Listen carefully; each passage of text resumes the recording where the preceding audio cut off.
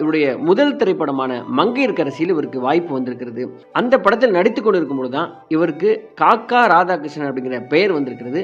அந்த சுவாரஸ்ய நிகழ்வு என்ன அப்படின்னா, இந்த படத்தில் ஒரு சீன்ல நீண்ட கால வேலை இல்லாமல் இருக்கிற ராதாகிருஷ்ணன்ட்ட அவங்க அம்மா, நீ வேலையில் சேரணும்னா காக்கா பிடிக்கணும், அப்பதான் வேலை கிடைக்கும் அப்படின்னு புத்தி சொல்லுவாங்களாம். இவர் உடனே போய் உண்மையிலேயே ஒரு காக்காவை பிடிச்சிட்டு வந்து அதோட போய் வேலை கேட்பாராம். அப்பவும் வேலை கொடுக்க மாட்டேங்கிறாங்க அப்படின்னு அவங்க அம்மா கிட்ட வந்து கொடுப்பாராம். அந்த காலத்துல இந்த நகைச்சுவை காட்சி ரொம்ப பிரபலமாக இருக்கிறது. இதன் காரணமாகவே இவர் காக்கா ராதாகிருஷ்ணன் அப்படின்னு அழைக்கப்பட்டிருக்கிறார்.